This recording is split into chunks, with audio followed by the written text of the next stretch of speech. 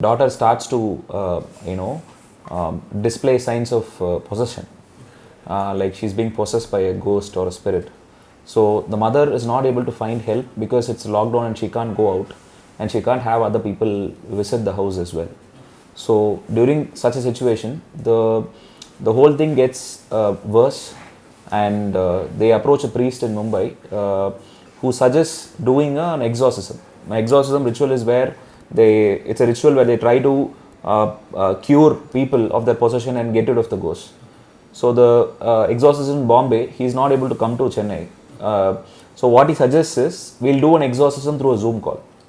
So whether they're able to achieve the exorcism ritual through the Zoom call, or was the mother able to save the daughter, is what the story is about. Anupam Kher character.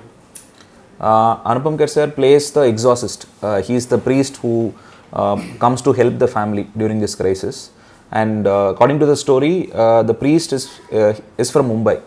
So while casting, we decided, why don't we go for some actor who's in Mumbai, who has a presence in the north, so that even in story it's very believable. Usually they'll cast somebody and then they'll try to make it believe like he is from Mumbai. So we wanted to work with an actor who's from Mumbai so that it is very believable. And he's also a veteran actor. He's so he has done so many films. This is his first movie. I think he has done one film before called Little John. I think it came like 10-20 years ago. I think it came. So after a long time he's coming back to Tamil, and this will be his 522nd film. So it was very special working with him for this particular project. It has no interval, no? Yeah. Why did you take the decision? I generally like intermission, because when I go to certain films, the intermission itself is like a proper cinematic moment. Like it's a high point where audience are left with a question and the answer is given in the second half. So I enjoy such films. I also enjoy films which doesn't have any interruption. For example, if you watch a lot of Hollywood films, there's no intermission. So when you're watching it in the theater, they'll just cut it on random point. And most of the time, you'll be a little disappointed that they cut, because you're watching the film is getting interesting and suddenly they cut the film and there's a gap. So the momentum is lost. So in this particular story, there is no midpoint. The entire film is moving towards the climax. So if you watch it at a single stretch, the experience itself is very intense. So when I showed the film to the production, I showed it to them without an intermission. They watched it in a single stretch. And since it's 90 minutes, it's easier to watch it at a stretch, because a lot of films that worked in this year were 3 hours long. And those films had the intermission only by the end of 90th minute or 85th minute. So I thought we have the tolerance to watch a proper 90-minute film without any breaks. And we experienced the film like that, so we want to share that experience with the audience. So do you think how people adapt that version? I've seen my mother, when she watches certain films, when I go and talk to her, she'll say, don't disturb me, I'm watching it. And until that film finishes, she'll not want to be disturbed and she will not do anything else.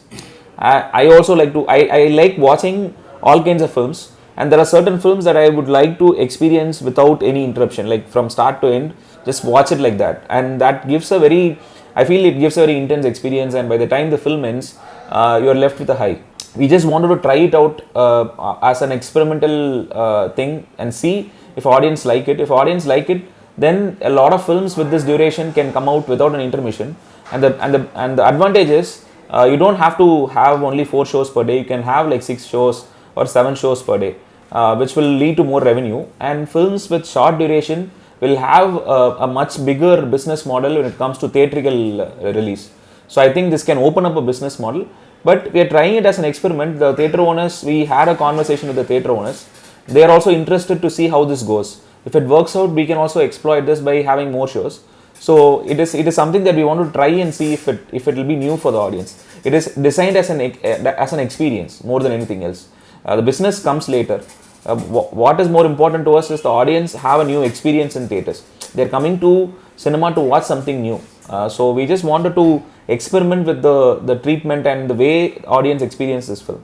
So it's just a small initiative from our side. So what is the total duration of the film? The film is 99 minutes long, with all the end credits, and exact duration is 98.5. It's 99 minutes. What is the importance of background music? This film is designed to be a proper theatrical experience with respect to sound and music, and if you watch it on a phone or on TV, it's not the same. You have to watch it in theater for you to enjoy the film to the fullest. And the music for this film is composed by a music director called Prithvi Chandrasekhar, and his previous film was Bhumika with Aishwarya Rajesh. So he has done a very good job, and this film we spent close to 3 months just on the sound design and sound mix, so that the audience will be able to experience the we have done an Atmos mix for this film. So we wanted, because we have the theatres have come out better and bigger now. After the lockdown, a lot of theatres have renovated, and they are looking and sounding better. So we are making full advantage of the latest technology to ensure that the audience have a very good experience while watching the film. Coming to the any songs in? One song is there in the film. One song. The film starts off with a song. Coming to the Nayantara, so you did it to Maya in 2015. How is working with this gal? 2015. I always respect her as an actor, and that is the reason why I wanted to work with her in Maya. And the film was also successful. So naturally we had a relationship, we had a work relationship where we both respected and trusted each other. So for this film, she really liked the script, so she also wanted to come in as a production partner. So Nayantara ma'am and Vigneshavan sir produced this film together under Rowdy Pictures. So even in this film, I feel the relationship and the collaboration was better in this film because she's also the producer. So she gave me the space and time that I needed to make this film. She was very particular about the standards. She wanted this film to look and sound like an international film. So there was a lot of resources and a lot of space that was given to me by the production to make sure that I make the best film possible. For making this film, did you take any advice from Vigneshavan? I narrated the script to him, and he really liked the script. That was the first meeting I had with him.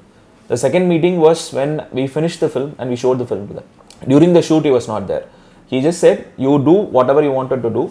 As a filmmaker, he understood that I need to go out and make my own film, because he as a filmmaker himself would know the importance of giving that space to another filmmaker. So he came back only after the film was finished. He saw the finished film. So in the remaining the middle 8 months, I had complete control over the film, and I had the freedom and the space to try out whatever I wanted to try. The whole story runs in a house now. Yeah. How could you keep engaged people in that small space? When a horror film happens in a familiar environment, a familiar environment being house, we all spend most of our time at house, and that is our safe space.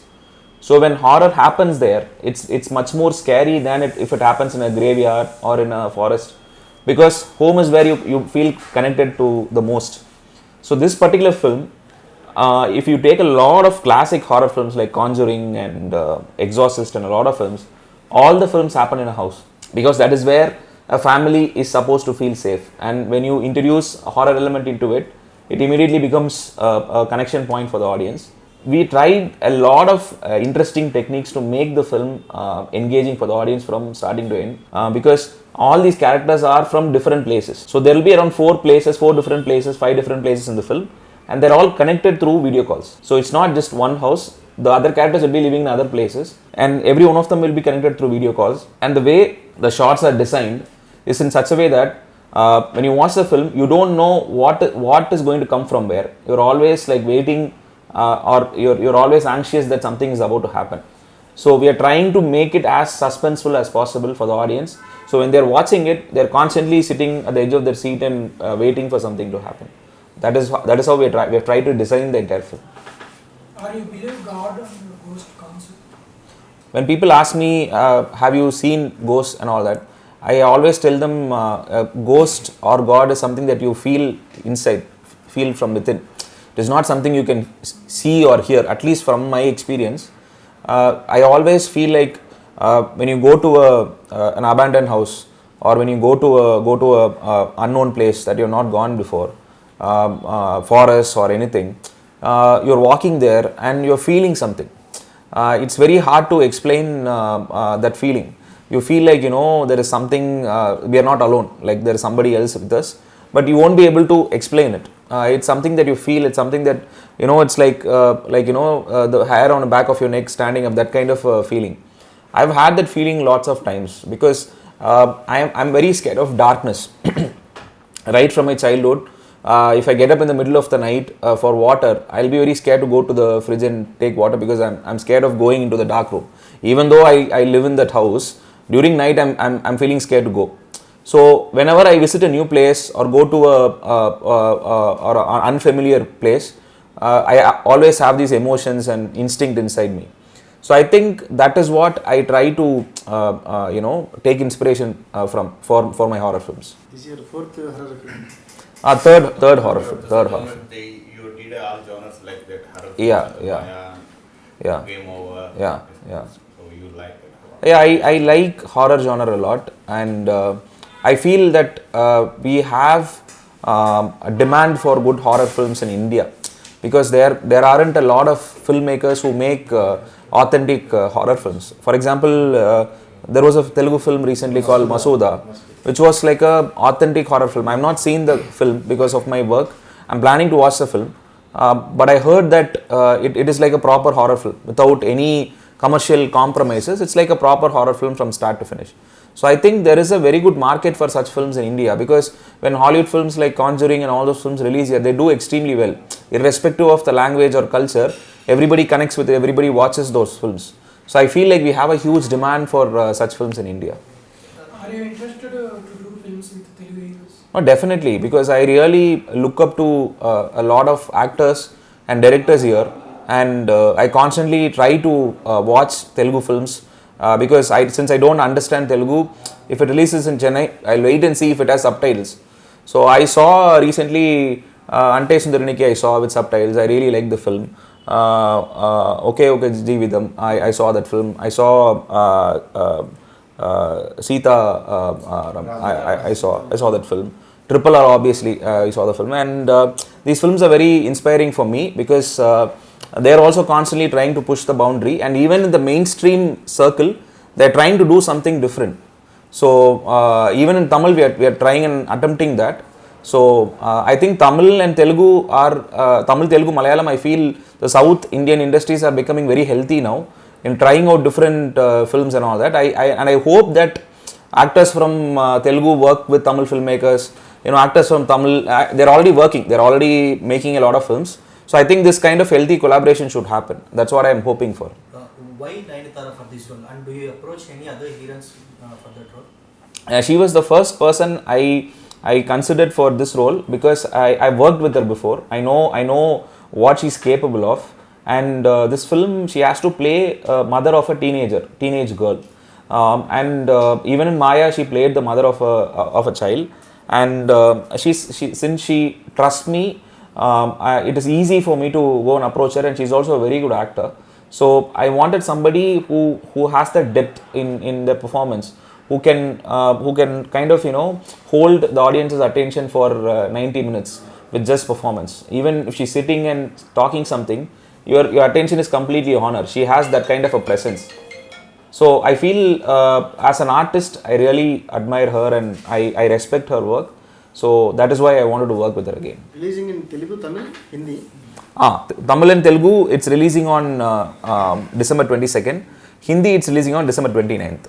What about your future films? It's the same genre or you are trying to... No, I want to do other genres now. I want to try and see other things as well because I had other ideas before also, but what happens is when you make a horror film and it becomes successful, producers don't want to try other things. They want to make more horror films because it's safe. But this film was conceived during the lockdown. If lockdown was not there, I wouldn't have made this film. I got inspired during the lockdown. I wrote the script. Now lockdown got over, but the script was conceived during that period. I still feel even after all the COVID infection is over, I still feel there is so much of emotion and there's so much of loss that we need to process. And I think this film, what it's trying to do is to give hope to people that and kind of assure them that we have crossed a very big crisis, but we have come out better, and we'll have a better future. So I want this film to give hope to a lot of people. So that is the main intention behind making this film. Tamil and Kannada directors are coming to Telugu, Telugu directors are coming to Kannada, Tamil. So what's your opinion about this? I think all the filmmaker from every state should work with other language actors and producers and all that. See, that kind of collaboration is very healthy, because these are all very unique voices. So when somebody from Tamil goes to Telugu, they'll take their sensibilities, they'll take their voice and their style and everything, and it will be very fresh for the Telugu audience. And when somebody from Telugu comes and makes a Tamil film, their voice will be so unique that it will be fresh for Tamil audience. So it is actually a win-win situation for both the audience and also for the director and also for the producer. So and also the industry becomes bigger. So anybody should be able to work with. So the thing, I think even before lockdown, this thing was slowly going away. So in India, I think earlier there was Bollywood, Collywood, Tollywood, and now it's all like everybody is working everywhere.